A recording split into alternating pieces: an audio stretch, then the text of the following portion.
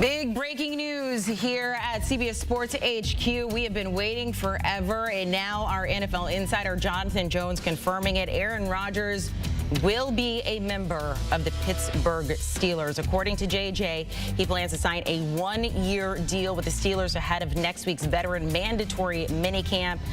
The wait is over. Future Hall of Famer, according to JJ, will now officially continue his career in Pittsburgh. There's so much to dive into here, so let's bring on two of the best. We're going to have a lot of experts to break this down here.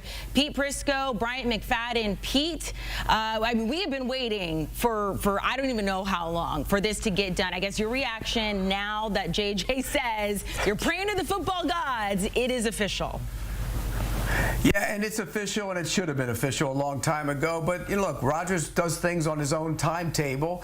He's going to get in there before the start of minicamp, which is the smart thing to do. He can spend the month and a half learning the offense, and he'll be just fine. I'm not worried about that. And by the way, Rodgers played well in the second part of the season last year. In the final 7 games, he threw 13 touchdown passes and 4 picks. He finished the season with 28, tying Josh Allen. That's more than Patrick Mahomes. That's more than Jaden Daniels. That's more than Justin Herbert. It's more than a lot of quarterbacks last year. So Pittsburgh, desperate to get a quarterback. They found their guy, one-year deal, makes all the sense in the world, and they had to do it.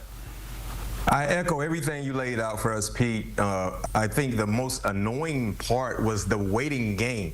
But I know, Pete, we've been going back and forth with this potential Aaron Rodgers, Pittsburgh Steelers relationship, and we both said the same thing.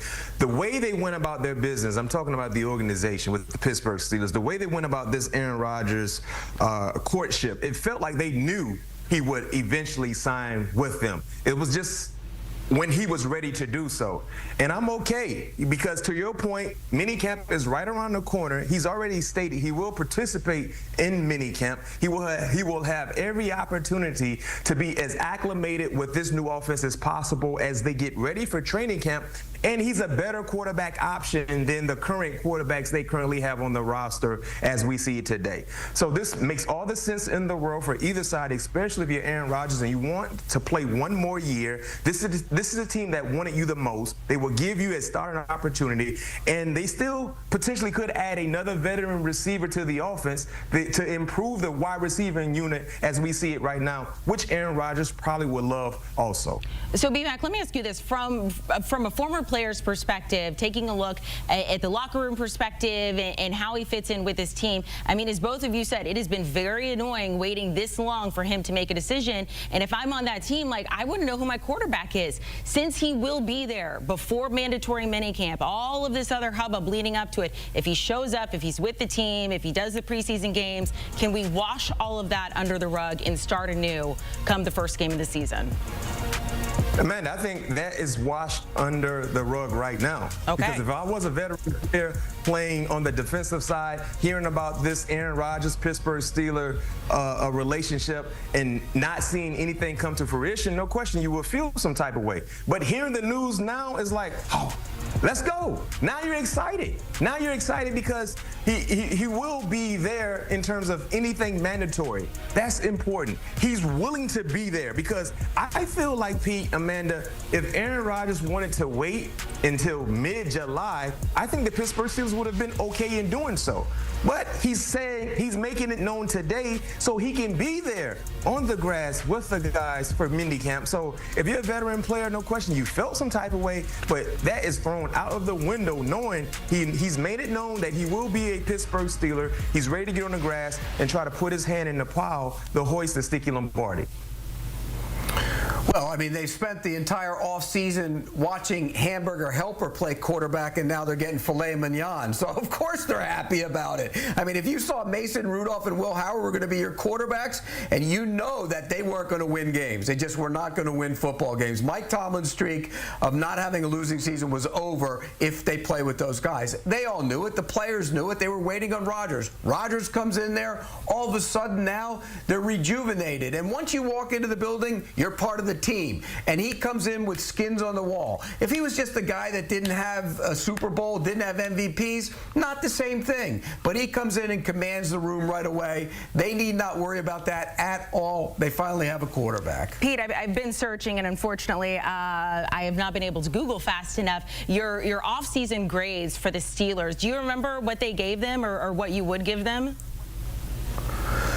Well, I mean, look, they trading away Pickens, they had to do it because he didn't fit in with what they wanted to do. Getting Metcalf, they probably gave up too much, but now we know why they did it, because they were going to trade away Pickens. So, look, they've made some good moves in the offseason, but none of it would have mattered if they weren't going to have Rodgers playing quarterback. And now they have him, and it all matters. And now all of a sudden that division's a whole heck of a lot tougher. When you looked at the division as a whole, it was the Ravens and the Bengals, and then the other two teams were at the bottom. Well, now, if Rodgers plays like he did down the stretch, the Steelers are now in that equation as well. That's what Rodgers has done for the Steelers. They knew it. That's why they were patient and waited. B-Mac, how do you think he's fitting into the roster where it stands now for the Steelers? I think he will fit in rather nicely because he's walking into a situation where, yes, they need him at the quarterback position, but this is already has been known to be a prestigious organization. Remember when he went to the New York Jets 2 years ago? He instantly became the biggest figure in the building, a part of that team since we've seen in quite some time. When he goes to Pittsburgh in the facilities there on the south side, you're not the biggest personality in the building. That's an organization, and when you walk up to the second floor, you make that right off the elevator, you make that next left, you walk around the roundabout, you see 6 glossy, shiny, sticky Lombardis. That's already there. The Jets didn't have that. They've been clawing and reaching and wanting for some type of relevant success. The Pittsburgh Steelers, granted, postseason-wise over the last few years, Pete, they've been below average, but they still have history and tradition when you talk about winning trophies. So Aaron Rodgers understands that, not to mention there's been a mutual football love between Aaron Rodgers and Mike Tomlin. And with that football love, there's a mutual respect for both sides as well. I think that will actually help Aaron Rodgers fit in rather nicely, understanding and knowing this is an organization that has an abundance of tradition, history, and he respects and he loves Mike Tomlin. All right, so both of you guys so far, thumbs up on all of this, but it has to turn into success. When he went to the Jets, it was, this is going to be, they're going to get to the Super Bowl, they're going to get to the postseason, they're going to do well. That obviously did not happen. There's a reason that Aaron Rodgers is now with the Steelers. When you look at these two rosters, Pete, can he find success with this Steelers team that he didn't with this Jets team that was, when you first looked at it, very talented? Well, they can be a playoff team. I don't think they can be a Super Bowl team with him right now. I just don't like the Steelers the way they're constructed. Remember, this is a team, when you look at them on the surface, what have they done well over the course of their history? They've run the ball, they've played good defense, they've rushed the passer. Well, they didn't do a lot of that last year, any of it, in fact, and that was a problem. So unless they take major strides forward running the ball, take major strides forward getting the quarterback on the ground, I think there's going to be some problems. But they will be better. They'll have a winning record. They'll probably win 9 games and maybe sneak into the playoffs. But as far as a Super Bowl contender, absolutely not. Yeah, I'm right there with you. I have to be real with this segment. I don't legit see the Pittsburgh Steelers as a Super Bowl contender, but being competitive and finding a way to get into the playoffs, that's what you want. And I'll caveat, and I'll go back to what you said, Pete, in terms of the comparison of the New York Jets roster, offensive roster in 2024 compared to what we see the Pittsburgh Steelers roster being right now. I would say the Pittsburgh Steelers potentially could have a better offensive line unit. We must remember their first-round pick a year ago in Fontenot missed the entire season, didn't play 1 snap. They were really, really hyped about his potential, but because of the injury, we didn't get a chance to see exactly what he can do. He's back in the fold. Moving Broderick Jones to his original left side should actually help his development and his consistency. So if the offensive line, especially having 2 bookend tackles, can really play well, good football, that actually helps the quarterback in Aaron Rodgers. To your point, the last 6-7 ball games for the New York Jets, he was one of the biggest bright spots on their team. Not to mention, they're still is money left for the Pittsburgh Steelers to add more arsenal to the offense. If I'm Omar Khan, Pete, Amanda, I'm seeing exactly which wide receivers are available that we can add to this team, because you had George Pickens for a short stint with DK Metcalf. You moved on for George Pickens. You still can utilize an experienced wide receiver to pair up with DK Metcalf along with everything else they have already offensively. I think that would be the move to go. Push all the marbles in the middle of the table, because you have Aaron Rodgers for 1 year. You got to make it count. Okay, so let's take a look at the AFC North and just kind of give us a prediction for next year. Obviously, the Ravens won that division. They went 12-5. The Steelers ended up 10-7 last year. They lost in the wild card round to the Ravens. Ironically enough, they're going to be facing the Jets week 1. Pete, schedule prediction, record prediction, division prediction for the Steelers now with Aaron Rodgers. They'll win 9 games. I don't see this team winning more than 9 games. Like I said, I think when you look at that division, the 2 best teams are the Ravens and the Bengals. I think that'll play out that way. They're going to be tough. But the Steelers are going to be feisty week in and week out, just like they always are. Getting Rodgers gives them a legitimate quarterback who can throw the football. I just think they have flaws at other spots that will show up. I think they're a 9-win team, maybe sneak into the postseason. Yeah, I'm right there with you. I see realistically 9 or 10 wins. But either case, with those numbers, they could be a playoff caliber team.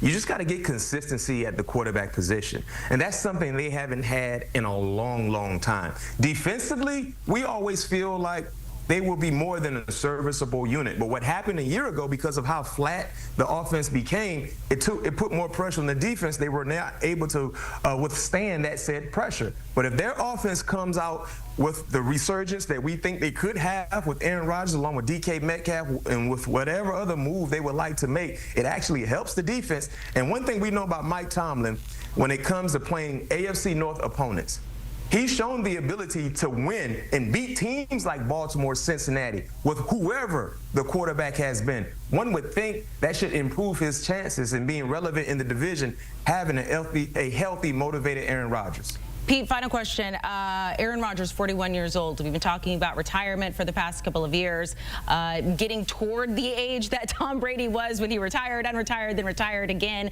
Does it depend on his success this season? If he decides to retire in the next couple of years or at the end of this one, how are you looking at the duration of his career from now on? I think how he plays will decide if he continues to play. Look, if he goes out and plays like he did down the stretch last year when he threw 13-4 in the final 7 games, I think he plays. If he goes out there and he's not close to being what he was, which is what we saw early last season when he was coming off the Achilles injury, then I think he might hang it up. But I think this season will be, his future seasons are going to be predicated on how well he plays this year. Hey, he once told me about it, it was maybe 8-9 years ago. He goes, 40's now the new 30 playing quarterback in the NFL. He was talking about Tom Brady at the time. Well, you know what? Here he is. He's trying to play as a 30-year-old right now. Pete Prisco, Bryant McFadden, we appreciate it. We can all take a collective sigh of relief that this is about to be done. But I'm sure when he signs the contract, then we're going to have to do this all over again. But for now, take a deep breath. Pushing the Pile, our NFL podcast with Kyle Long, Mike Renner. Pete Prisco's on there. Bryant McFadden's on there as well. I'm sure we'll get a breaking news pod on this. You can watch or listen.